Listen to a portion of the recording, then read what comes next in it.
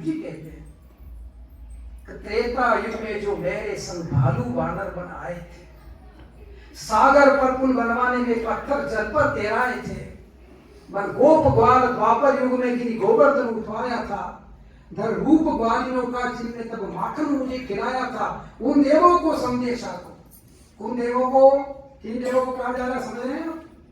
कौन देव है?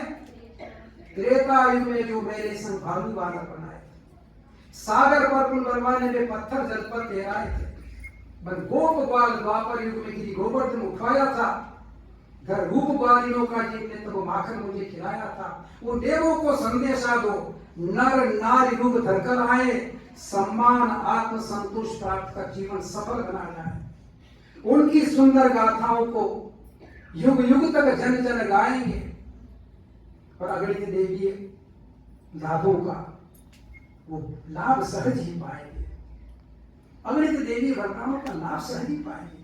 अगणित देवी वरदान आपको मिलने वाले, सहज भी मिलने वाले, और आपकी गाथा, आपकी कथा, आपकी चर्चा आने वाली पीढ़ी करेगी। किनकी करेगी? उनकी करेगी जो ऋषि मानव की भूमिका में कभी थे, कभी ग्वालवाल की भूमिका में थे, अमर खेड़ा की इस भूमि पर नर और नारी के रूप में पैदा हो गए हैं। उनका दायित्व कुछ ज्यादा है। वो करना क्या है? ये छुट्टी में बताना चाहूँगा। भाई साहब ने 10 मिनट का लिखा और मैंने अभी निवेदन किया 20 मिनट हो सकते हैं। तो गुरु जी ने कहा करना क्या है? सम्मान पाना है और आत्म संतोष पाना, तो ज्यादा कुछ नहीं करना है, पर काम बहुत बड़ा करना है। वो काम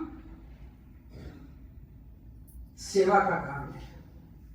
वो संसार की सबसे बड़ी सेवा करनी है। मैं विचार करता संसार की सेवा क्या है बड़ी? आपने सुबह बताया संसार की सबसे बड़ी सेवा क्या है? इधर बैठे लोग बता सकते हैं सबसे बड़ी सेवा करनी है। तो दुनिया की सबसे बड़ी सेवा एक बोला कोई, अपना सुधार संसार की सबसे बड़ी सेवा करते हुए लिख दिया। आपको सबसे बड़ी सेवा करते हैं। तो अपना सुधार कैसे करें? तो गुरु जी ने 8-10 अक्षरों में लिख दिया है।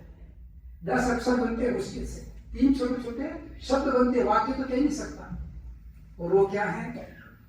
उपासना साधना आराधन का क्रम सबको अपनाना है, और इसके आराधन से ही तो धरती को स्वर्ग बनाना। कुछ नहीं करना है, उपासना करनी है। किसकी करनी है? परमात्मा के पास में बेटा ब्रह्म उपासना करनी है। घड़ी 2 घड़ी करनी है, फिर करनी साधना। किसकी साधना करेंगे? बताइए, मैंने कथा में बताया सबको किसकी साधना करनी है? आपको पता नहीं? इधर सुना, इधर निकाल दिया। भगवान की उपासना होती है, साधना किसकी होती है? जीवन की। किसको पता है जीवन की साधना करनी पड़ती है? साधना में तपाना पड़ता है, गढ़ना पड़ता है, चमकाना पड़ता है, परिष्कृत करना पड़ता है, ऊंचा उठाना पड़ता है। कल क्या थे उससे थोड़ा आगे बढ़ना पड़ता है।